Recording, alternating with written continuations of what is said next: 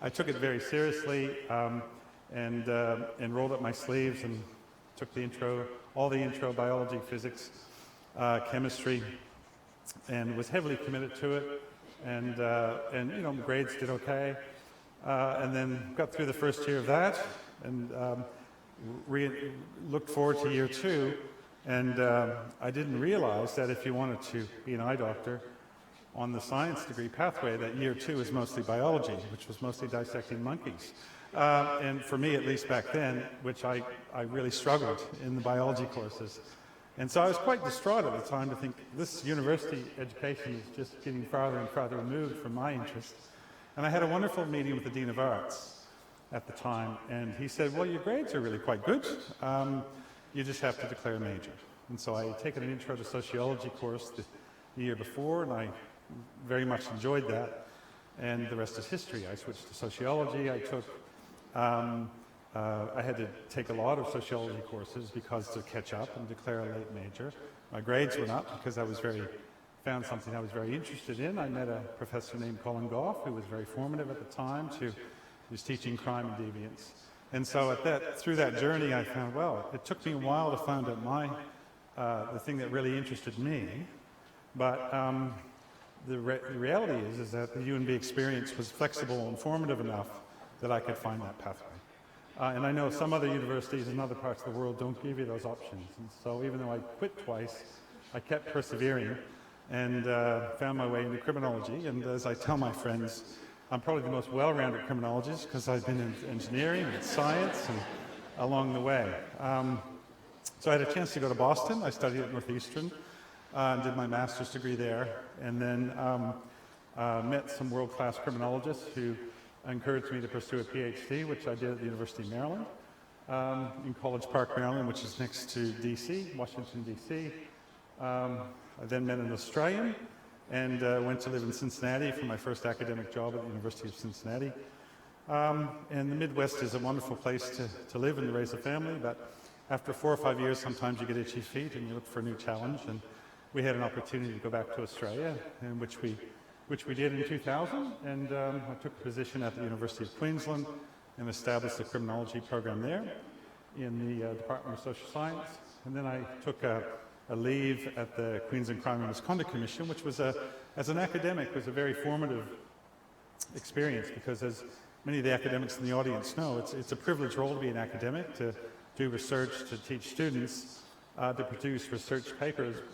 But the reality is a lot of people don't read our research papers. And so the chance to undertake research that had significant policy impact was an exciting opportunity. And so that's what I did at the Crime and Misconduct Commission. I had a large staff, and we were doing research on crime prevention, criminal justice issues, organized crime, pedophilia, policing responses to crime and justice, etc. So a really great opportunity and a good experience to do translational research. That's led to some major policy changes. We did reviews on child protection that led to closing government departments and creating new ones, etc. So that was informative. And then I moved to Griffith in 2006. I was encouraged to move over there, and I moved my program of research on violence at Griffith University. I established the violence research program, and then I was asked to take over a Center of Excellence, which was called the Key Center for Ethics, Law, Justice, and Governance, which was a very large research center. And then 10 years ago, I put up my hand for a more senior role as Pro-Vice-Chancellor of the Arts, Education, and Law group, which at that time, as I said, a very large academic group, which had 5 faculties. And I was asked by the then Vice-Chancellor within the first week, now that you've started, can you just do that restructure of the 5 faculties? There was 5 faculties within the group, and I said, well, actually, I need to get to know the academic community, and that's going to take some time. So that happened the next year, where we restructured the 5 faculties, and the group has just been thriving ever since, where we've got very high-performing criminology, creative performing arts, law school, etc. A great academic community who's been a privilege to work with closely in the last 10 years. So I guess my journey has been leadership roles in research and in academic administration. Somebody asked me recently, well, your leadership background, where do get your experience from? And I tell people, well, it's obviously something that started early for me, and most of my leadership roles and experiences I picked up playing ice hockey here in Fredericton on the ponds. So my background is, just to reiterate, and again, I really want to have a chance to have some questions with you and answers. So 25 years, I've obviously worked in America, in Australia, a lot of experience in higher education. My approach is values-based, inclusive, purposeful, obviously building high-performing academic communities is something I've experienced in, something I'm very committed to, but in a collegial way. Building academic communities which people want to be part of, which have purpose, which take seriously performance, but also collegiality. So I think performance with purpose and values and collegiality is something that's, I think, the way to go. When you work at some institutions and they say they have a performance culture, but it only applies to a few people because the culture is such that it's quite exclusionary. And I think those are the kinds of cultures which become a little bit destructive over time. So, so I've obviously had lots of experience in strategic planning, visioning and change, financial literacy. I'm proud to say that my academic group has a $14.5 million surplus at the moment that is sitting there for my successor to take over on July 1st. That's funds that we've accumulated over time, and it's there for strategic uses for the academic group. And obviously I've had a lot of experience in teaching and learning innovation, quality assurance, programs of looking at developing new programs, mothballing some programs where there's no student demand, but also just looking for ways to focus on teaching and learning delivery in innovative ways for students today and tomorrow. So obviously I've been involved at a university that has 5 campuses. Griffith University opened its doors in 1975. It had 451 students and now has 50,000 students across 5 physical campuses and what one they call one digital campus, which has 6,000 students. Really, to be successful in leadership in an institution like a university, you need to have experience in internal engagement. You need to be able to work across the silos of an institution, across academic faculties, across other groups in terms of central services, but also to work externally with partnerships, engaging with government, non-government sector, industry, etc., and also alumni and other stakeholders. And obviously, National Tertiary Education Union I've had lots of experience with as well. I've been privileged to work closely with our Indigenous elders at Griffith and in Queensland. We actually have a Council of Elders, the first in Australia to do so. We have a very well-developed Gamuri Student Support Unit and an Office for Community Partnerships. Excuse me. We also have an Indigenous Research Unit. So we've got a lot of, as an institution, we have a very high percentage of undergraduate students who are Indigenous, as well as quite a number of PhD students as well. And so we're looking to even increase the opportunities for our PhD students to become academics at Griffith. So lots of previous work, and that's an area of priority. Obviously, equity and diversity initiatives are something that are close to heart, and we've had quite a bit of success in supporting many of our female mid-career scholars at acquiring leadership skills and opportunities through professional development. And right now we have, of our level D and E staff, which are associate professor, 55% of them are female. It wasn't like that 10 years ago. 5 out of our 6 research centers and institute directors are female. So that's been a real priority, and we're seeing lots and lots of successes. Alumni engagement is something that's fundamental and really, really important for a mission of a university.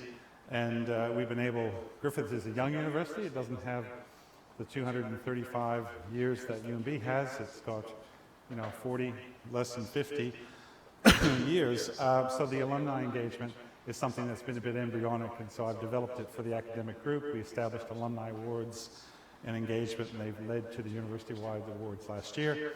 And I've also been heavily involved in a number of university-wide initiatives. I've been the acting Deputy Vice-Chancellor of Research. I lead what's called the Safe Campuses Task Force that looks at sexual assault and sexual harassment in the university and climate. I'm the co-chair of the Integrity Initiative, which is looking at issues of fraud and issues of conflict of interest around the university and how staff capability needs to be enhanced. And I'm proud to say I've been the chair of what's called Integrity 20, which is an initiative. It's kind of like an ideas festival that we established 6 years ago when Brisbane hosted the G20 game, or the G20 initiative, the Global 20 Leaders. And at that time, if you look at the G20 2014, 2013 it came, the program was really deficient in a lot of areas like human rights, environment, and so we put on a summit to ventilate these issues, and it's led to this major initiative called Integrity 20. We've got world-class speakers who come and engage in the university every year. We have a Students' Day. So it's a real great illustration of what you can do at a university because you have opportunity of ideas, you have flexibility to provide platforms for the necessary debates that need to happen to advance our community. So that's still going strong and will continue to do so. So what are some of the priorities and opportunities going forward? And as I said 15 minutes ago, these are things that will develop and inform over time. Somebody asked me recently, are you going to make big changes? And I said, well, what I'm not going to do is change the name of the hockey team to the Red Kangaroos. I'm not going to do that. But what I am going to do is to try to work with all the stakeholder groups of the UNB community to start asking questions about what is the next chapter. How do we build on this foundation of 235 years? How do we confront some of the challenges? How do we do that together? How do we have honest and open dialogues? How do we do that in a professional, respectful, collegial way? Universities, as I said, are wonderful institutions, but they have challenges like all institutions. And the great opportunity as privileged leaders is to say, well, how do we move forward together? How do we make sure people's voices are heard? How do we try to meet in the middle on the things that are particularly challenging? So some things, obviously there's a strategic planning process that George has been leading with others, and that's terrific, and I'll have a chance from July the 1st to engage with that process. That's a really important opportunity for the university. One of the obvious priorities is the financial sustainability of the university. As you probably know, it's currently in a deficit situation. I know that in the not too distant future there's some green light emerging of where the deficit will hopefully be under control, but that is a clear priority for the institution. One of the things that I've been increasingly informed about is the challenges that are upon us with artificial intelligence into the future nature of work. It's going to be quite changing. Many of the professions are under significant change and reform. The law profession is going to be fundamentally changed in the future when people just dial up their avatar or the robot to find out what's the latest information about some esoteric aspect of law. Driverless cars. Maybe there'll be a role for lawyers then when somebody's driverless car drives over someone's dog. Who's going to be sued? Who's going to pay the bills? So the point is that with technology and innovation, things will look very different in the next 15 to 20 years. So the questions for universities are students and programs keeping pace with the kinds of skills and experiences and knowledge that people need to access in the next 5 or 10 years for the challenges and opportunities that will flow from there. So we need to obviously be looking at curriculum and reform and being mindful of the future nature of work. I'm sure there's been lots of work underway with the academic senates and others looking at new programs and other opportunities. So that'll be something to engage with. Looking at issues of student demand. Why do students come to UNB? Is it because they live in St. John or Fredericton, or is it because they actually want to study in history or IT, computer science, engineering, teacher education? Why do they come? Because increasingly people will have more and more options to study, whether it's online or in other parts of the world. So we need to look seriously at the issues of student demand, enrollment pathways, who are the partners that give rise to students who want to come to UNB. We've got a fantastic hockey team, men's hockey team. We have a women's hockey team which has been revisited, which is terrific, and they're really highly regarded nationally. Well, what are the other programs at UNB which have national reputations? How do we get that on the national consciousness? So we need to be looking seriously at why people come and why they stay and why do they persist and why do they support this institution. We need to look at our research culture. Research is fundamental. It's in the DNA of why universities need to exist. They need to exist to ask good questions, the important questions on topics of relevance and significance academically and for the community's interest. We need to look at ways to enhance translation of research into practice and policy to tackle the big questions of our time. I think we need to look at the relationship between the university and its partners, the local community. We had a great day in St. John yesterday and a chance to have a town hall discussion with people like yourselves. And it's a very powerful experience at the community's relationship to our St. John campus. It's really, really strong, and it illustrates that opportunity of many, many stakeholders seeing the role and purpose of the university for the community benefit. So that's really, really important. And obviously, I'm heavily committed to the strategic action plan for the Truth and Reconciliation activities. So and we had a chance to meet with Amanda Reed yesterday, and that was a privileged discussion. So what a great asset and resource for this university. Looking at the relationships between campuses is a real priority. I come from a 5-campus institution that obviously has had some challenges as it evolved from a 1-campus institution to a 5-campus institution. In fact, when I took over, when I went through that organizational change, I noticed that the Faculty of Education, which had 2 schools on different campuses, actually taught math pedagogy entirely differently. In fact, the academics on one campus who taught math teachers how to be math teachers had a whole different approach than the math academics on the other campus, and they wouldn't talk to each other. And I said, well, this is a bit of a problem if people are graduating from the same university as math teachers who have fundamentally different approaches to teaching math. So through that restructure, we've been able to get the math educators speaking to each other and working together. Now, the UNB story is a reflection of its history, and the 2 campuses have very strong local ties, which is part of the UNB story. So I'm not suggesting that the Griffith story and the way it works there works for UNB. This is something we'll have to explore, to trying to look at where there can be synergies and opportunities and collaborations, and where there needs to be specificity. I know if you look at other universities, there's many multi-campus universities. UBC, for instance, has 2 big campuses that operate. Kamloops was very independent from the main campus in Vancouver. But we'll look at opportunities for strengthening engagement and opportunities, research collaborations. There's a lot of exciting things happening in New Brunswick now and in the future. We want both of our campuses to thrive and benefit from that. I think this issue of international rankings is incredibly important for a lot of reasons. It's important because if you're interested in international students, this is just one example, many international students from different countries, they actually have certain provisions. If you're not on a top 500 or top 300 rankings, often they're not receiving scholarships to go to those universities. So there's lots of benefits to be recognized as a globally competitive institution. And so there's some universities that play the rankings game. I'm not suggesting that's what needs to happen. What I am suggesting is, as the university continues to prosper and improve over time, being mindful of different ranking systems and where you sit and how you move forward leads to real tangible benefits, not the least of which is international students, but also in terms of competing for internationally regarded talent, people who want to come to UNB as Canada Research Chairs, those kinds of things. So there are real tangible benefits to think, how do we get on that top 500?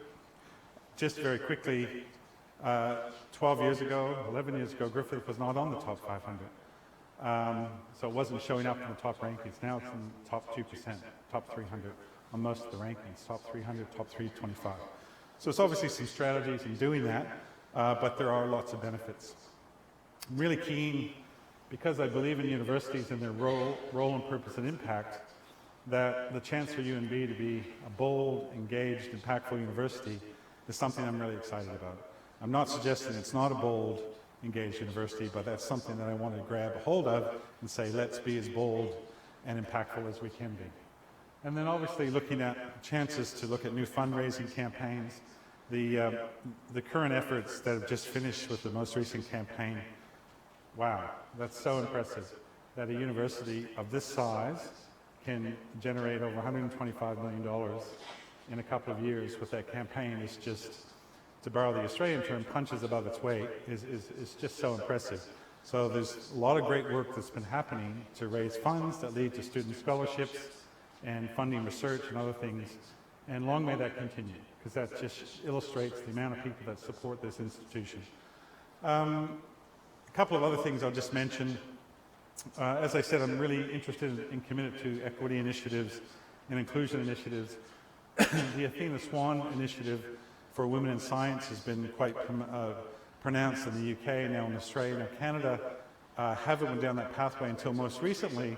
They've got a modified Athena Swan, which is actually more inclusive than simply women. So I need to be fully briefed on the more up-to-date, but those are things that I'd be looking to promote at UNB, and looking at leadership development generally, but specifically for our female colleagues as well. So we look for opportunities for people who are seeking out professional development and how we can invest in that. Communication is fundamental, so that these institutions are complex. You have academic faculties, departments, you have different units, HR, finance, etc.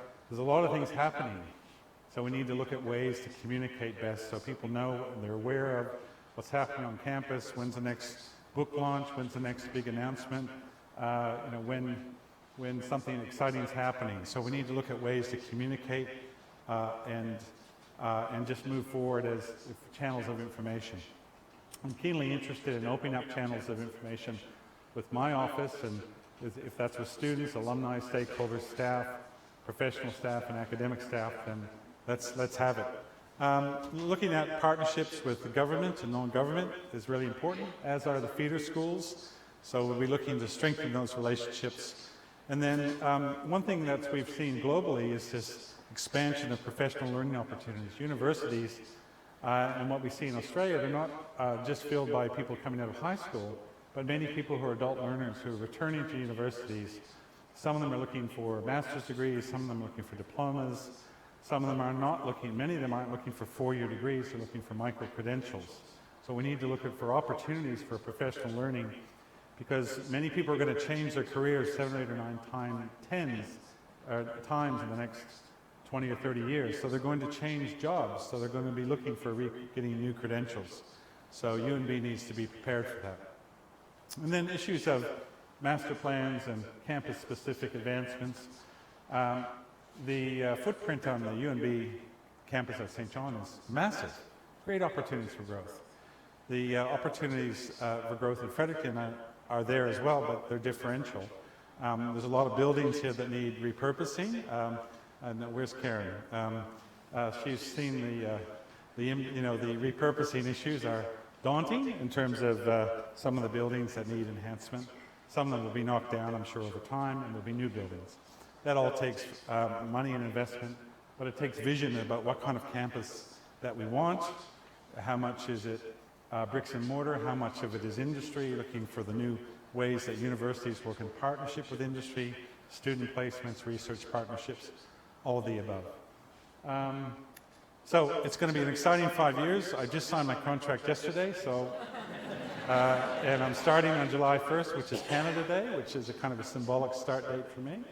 But I'm very much looking forward to working with all of you and getting to know deeply the UNB of 2019, which I left in when I left 1989. So the UNB of 2019, and hopefully that working together we can ensure that the last 235 years are replicated into the next 235 years. Thank you for your time. Let's have some questions.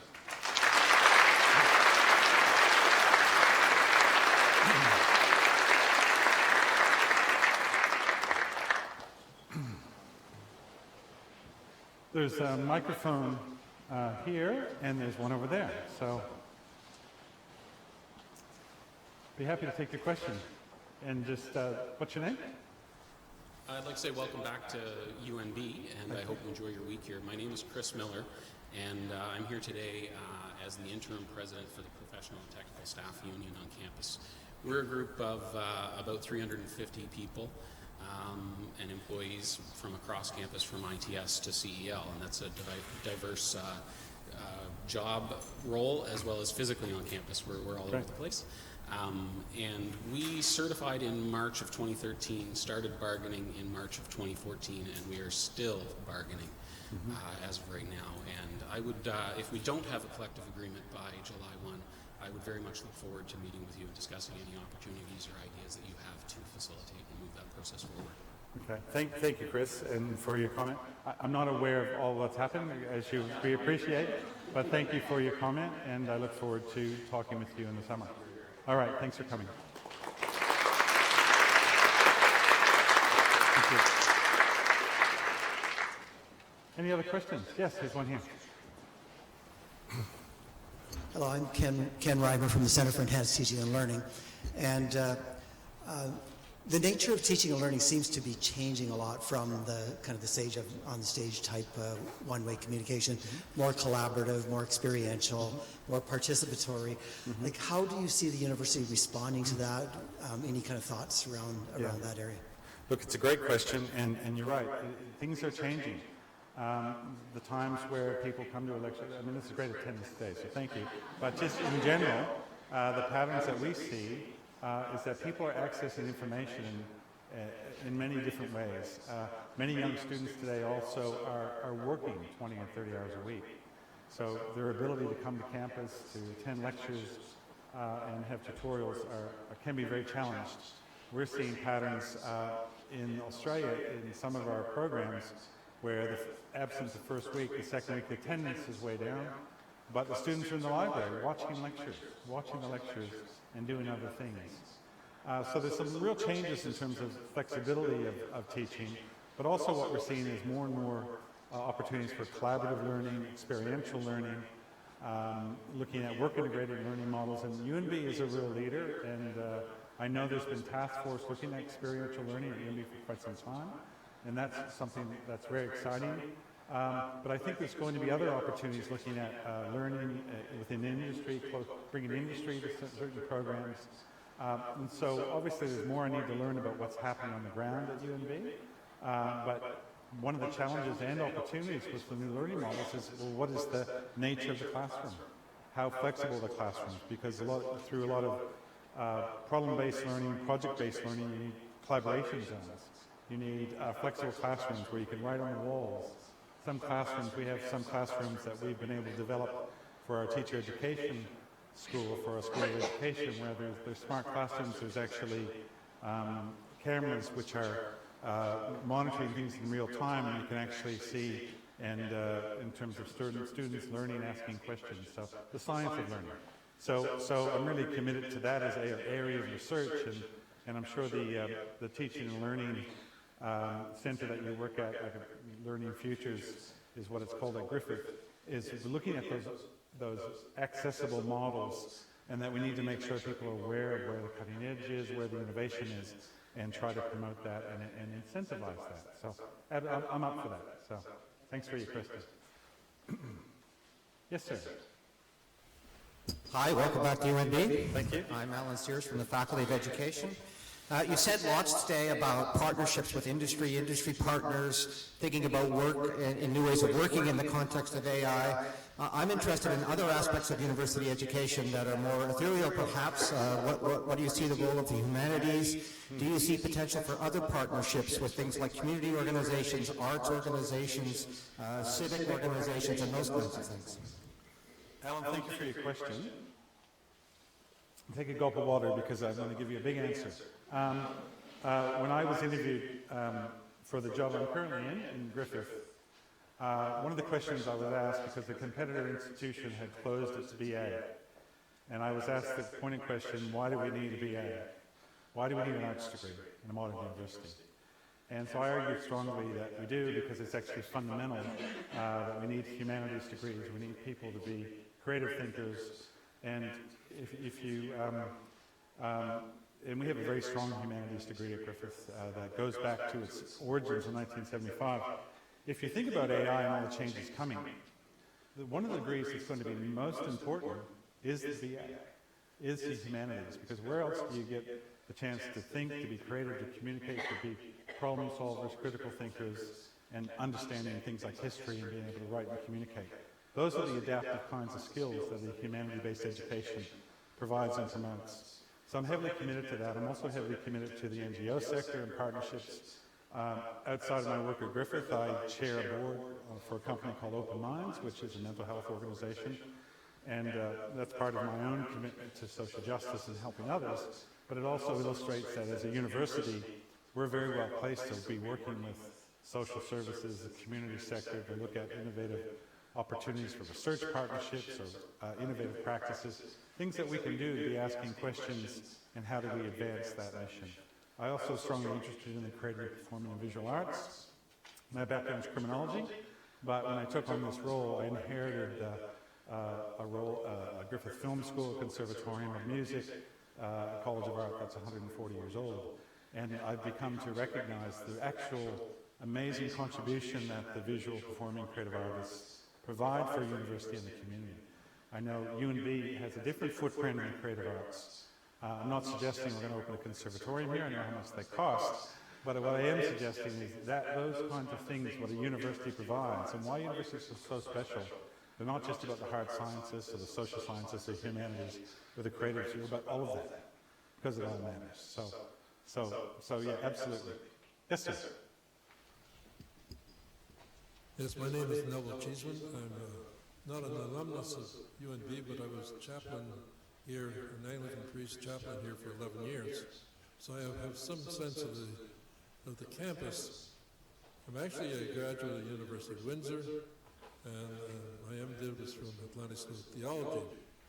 And I've worked in the criminal justice system. I've worked in child welfare, and I spent 11 years as chaplain on this campus. And it seems to me one of the problems that we have on university campuses these days is that there's a lot of emphasis on academics, which I believe in, of course, but there's not as much, at least I don't see as much, interest in building community. And I think that's an underlying thing, especially if you're going to go out into the community to work. I find that a lot of, not only in social activities, but even in our churches, we don't have the community that we had years ago. You know, and I'm talking about last century.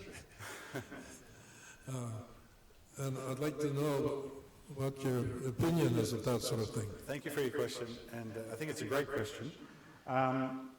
My view about universities are that they should not be ivory towers, that they're successful not in spite of partnerships, but because of them. And when I say partnerships, I mean that in the widest sense of the community. So opportunities for porous boundaries between universities and the community, so that the community is in the campus and the campus is out in the community. So I believe strongly that universities that serve the community are ones that are not ivory towers, that they're porous. And so that's about getting people on campus, getting them engaged in activities, thinking widely, what is a campus for? What is a campus? How should it be structured? How do you bring and build community? So I'm very much into that. It's a few things I haven't said about, some other things that really excite me about UNB. And, I'm committed to excellence. UNB we want to make sure it has excellent programs, excellent student experience, and committed to equity and integrity, and thinking about ethics, and that the institution is a values-based institution that takes seriously ethics, equity, and integrity. And thirdly, engagement, that the university prospers when it's engaging with the community, both outside and inside, and everyone wants to be part of some exciting things that happen.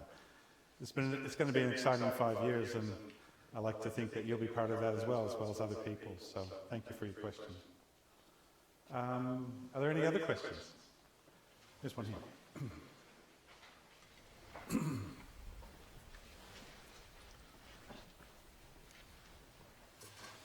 Dan Coleman, I'm a professor in the Faculty of Business Administration.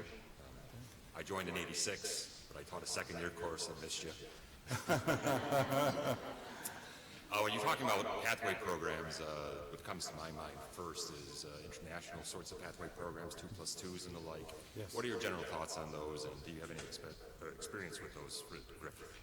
Yes, thank you for your question.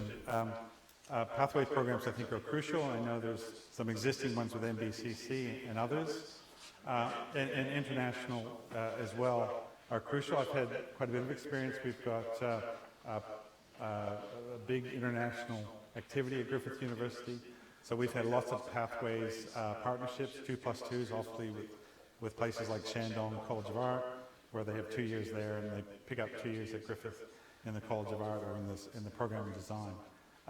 So I think it makes a lot of sense. Obviously, with international students, it's really important that international students aren't just seen as some financial pathway that they need to come here and meet with Canadian students, interact with them.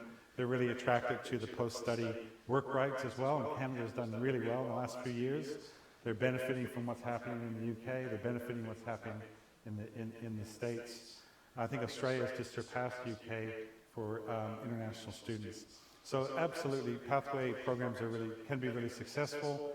Obviously need to be mindful of things like IELTS requirements and making sure that students are coming in, and if they don't have the correct IELTS score, whether it's 6 or 6.5 or 7, depending on the program, that they have the ability to access that before they graduate. So I'm a fan of 2+2s. I've seen it work well, and obviously those are things that we'll be looking at. I'm not aware of all the range of pathway partnerships that are existing now, but I will be in the months to come, and obviously there'll be chances to look at the ones that are working well, and if the ones that aren't working well, just find out why and see if we can enhance them.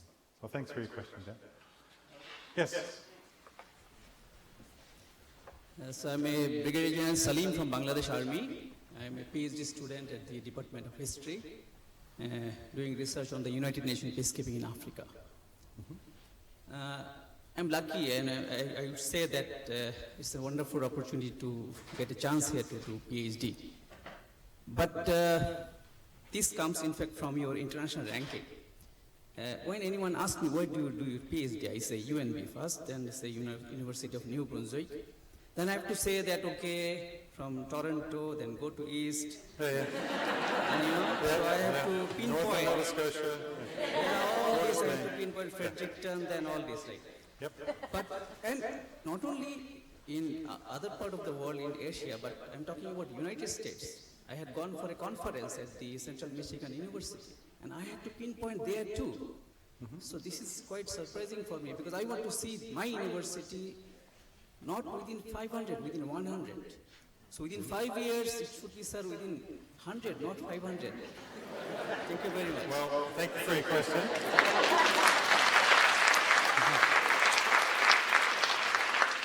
It's a great question, and I think there's a lot in your question, not the least of which is the awareness of UNB, where it is geographically, but where it is historically and where it is academically. And so part of it is when exciting things are happening here as a university, more and more people are going to be aware of it. So you're in the history department, which is obviously a fantastic area of study. The world needs more historians. Putting you on the map and your university and your department is something that we're all going to benefit from. But more to your point, to the rankings issue, it'd be great to be in the top 100. I know the efforts that it takes to move up the ladder generally, because everybody else is as well. Everyone's trying to keep improving over time, but it also comes from where we're starting from. So where's university ranked now? But also, the rankings game can be a game, and that's the wrong reason to use it. The issue is, how do you look at your university and what you're doing and what you're doing well? How do you think of a strategic vision that involves the university improving for all, for research, for students, for community? And if that's done well, the rankings can be part of the benefit going forward. Thank you for your question. And thanks for coming to UNB.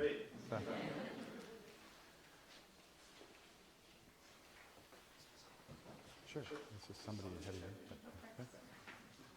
Hi, my name is Bia Lahid. I'm a third-generation UNB student, and I'm currently in my third year of biology here, and a member of the UNB Women's Varsity Swim Team. I was wondering if you have any awareness as to the current potential decommissioning of the aquatics facility here on campus. And if you have been in any talks about that, or if you have any sort of plans to try to implement your research that you have done with early childhood development and swimming, and kind of apply that into our kinesiology program there. Thank you for your question. I was waiting for the pool question.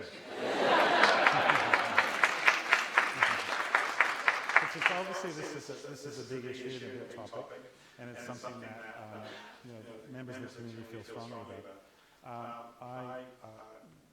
The honest answer is that I don't start till July 1st. And there's some very good people that have been working hard on this for months, if not years, and this is so I know there's been lots of discussions and issues underway, and so, as I said, some really good people looking at some solutions and options. Obviously, this involves complex partnerships between provincial government, city, and university, asking questions about what's best for community, i.e. Fredericton, what's best for UNB. And so I'm not the person to answer that question now, in terms because I'm not engaged in the file. But to your point about the role of swimming, and obviously you want community to have access to swimming.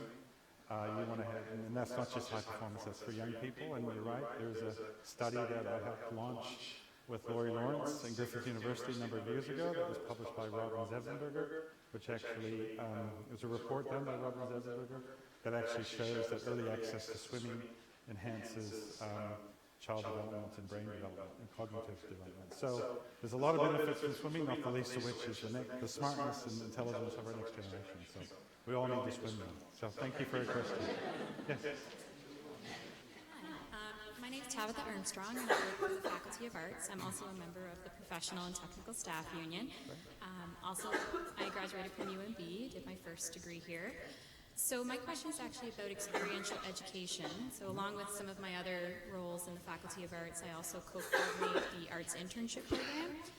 You might have heard during some of your conversations that UNB and the 3 other universities in New Brunswick have all received an influx of funding from the provincial government through the Future Ready New Brunswick. 18 million, I think, was it? Yeah, it's a substantial And there's influx. a new director I met today. Yes, Sarah King, exactly. Fantastic. And we work together on a lot of things. So as you might also have heard, that funding's only guaranteed for 3 years as of right now. Obviously, we hope the provincial government will want to renew that funding after seeing how successful we are at using those funds to expand our opportunities. But my question is, given the kind of, it's not always reliable to count on those kinds of sources of funding, we're building a lot of programs based on that type of funding. So how do we build in resiliency in UNB to ensure that programs that we build will last, because they're meaningful for students, and they're certainly important for building community partnerships as we send our students out to do these opportunities. Look, I think it's a great question, and what a wonderful opportunity to get that investment. But your question is right in the sense that money could go quickly, and what do we do in 3 years? So that investment is here because University of New Brunswick is doing well, and obviously wants to expand and scale up these initiatives. And the answer is why? Well, the question is why? Why? Because it's going to benefit students. They're going to get jobs.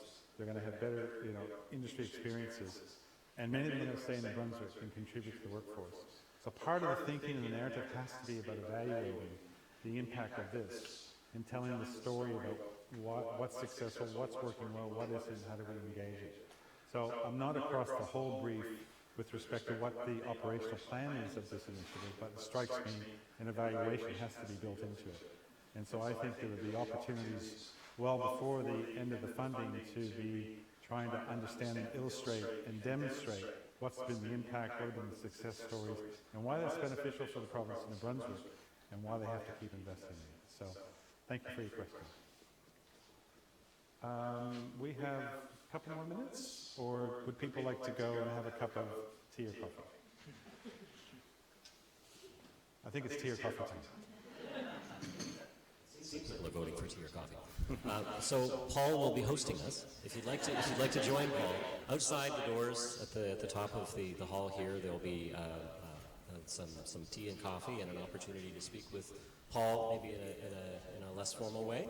But on behalf of everyone here, Paul, thank you so much for spending the time today. We're so glad that you've had the opportunity to come and visit us so early after the announcement, and we're pleased to have the opportunity to hear a bit about your vision and to give us a sense of where we're all going in the next 5 years. So everyone, please join me in thanking Paul for spending some time with us this afternoon.